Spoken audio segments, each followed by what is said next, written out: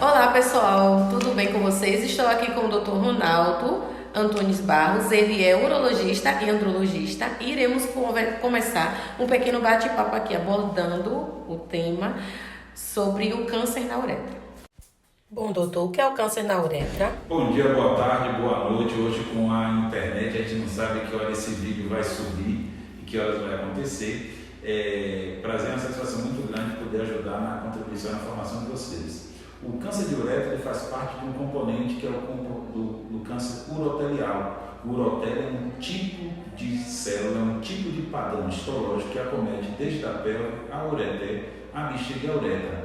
Isoladamente, é muito raro a gente encontrar um paciente com câncer de uretra especificamente. Geralmente, o que nós temos, o câncer de uretra, é decorrente de uma implantação secundária, de uma metástase, de um câncer de urotélio. Exemplo, um câncer que deu na pelve renal, ou um câncer que deu no ureter, que é mais raro, ou um câncer que deu na bexiga, que é muito mais comum. Então, normalmente, o que a gente encontra no paciente com câncer de uretra é um paciente que ele teve um câncer de bexiga e agora está acometido com câncer de uretra. Então, o que acontece? Você pegou um paciente que tem um câncer de uretra, bem, a gente vai fazer os exames para investigar isoladamente. O exame que melhor vai fazer o diagnóstico vai ser uma ressonância, uma monorressonância, que a gente vai conseguir identificar a extensão desse câncer para dentro da uretra. A uretra, principalmente na uretra masculina, tem comprometimento do corpo esponjoso, a uretra feminina não. É mais comum o câncer de urotélio de uma maneira geral. Vocês podem até, às vezes, eu estar falando de câncer de uretra, câncer de urotélio, mas na verdade, volto a dizer, é um câncer sindrômico. O câncer de urotélio ele é muito mais comum em homens do que em mulheres, acomete mais brancos do que negros, e é um câncer que está relacionado a nitratos defumados, carne defumada, correlaciona, a chamate, está relacionado a fumaça, São João, está relacionado a nitratos enlatados, tipo quitute, salsicha, e está relacionado ao tabagismo. Ele acomete mais a partir da quinta década de vida e precisa ser devidamente tratado. Por quê? Porque ele é um câncer que, de uma maneira geral, tem uma estimativa de sobrevida de 77%. Mas quando ele é diagnosticado em fase incita de 96%, quando está localizado na fase ainda está na fase local, ainda restrita a bexiga, comprometendo, no entanto, a submucosa, muscular da mucosa, mas não ultrapassando a serosa, e essa sobrevida, no entanto, vai para 70%.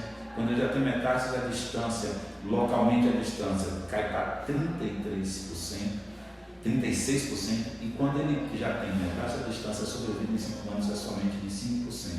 Ou seja, é um câncer agressivo, é um câncer que ele tem um padrão recidivante, mesmo quando ele é em si, ou seja, o paciente ele faz o diagnóstico, e ele precisa depois estar sempre fazendo exames. E qual exame que a gente precisa fazer para poder diagnosticar? Ou como é que a gente suspeita que o paciente ele tem câncer de bexiga, câncer de uretélio, câncer de pelve renal ou um câncer de uretra?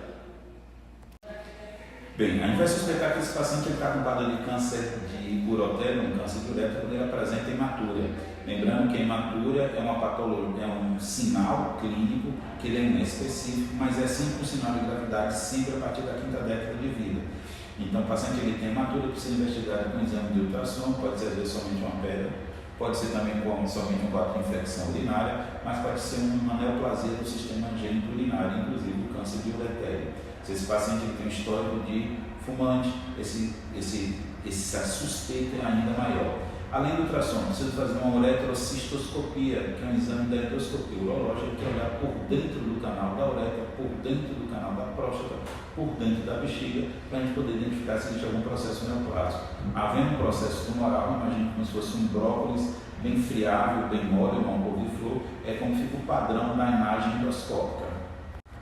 Então, esse paciente, ele fez o exame da uretroscopia, se comprovado a identificar a massa tumoral, ela precisa ser ressecada, fazendo ressecção transuretral, ou do tumor uretral, ou do tumor vesical, do tumor ureteral, do tumor da pelvis renal. E isso é encaminhado para a anatomia patológica, para identificar o padrão, qual é o grau de malignidade que esse câncer apresenta. Ou se essa massa tumoral é neoplasia maligna ou não, na maioria das vezes é.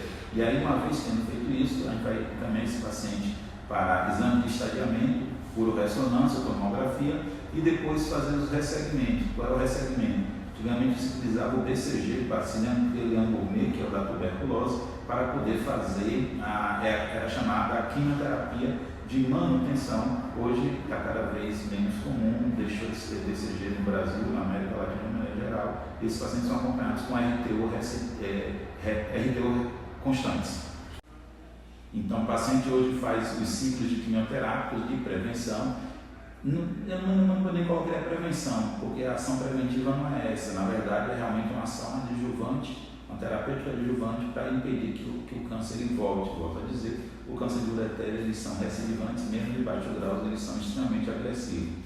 Às vezes, quando o paciente no câncer de ureter precisa fazer a uretrectomia, que é a retirada da uretra do paciente, e aí tem a pergunta, onde é que esse paciente vai urinar? Nesse caso, normalmente o que a gente faz, o paciente passa a ter uma coágula, a gente transpassa os ureteres, a gente retira eles da bexiga e reimplanta dentro no reto. E o paciente ele defeca e urina pelo ânus.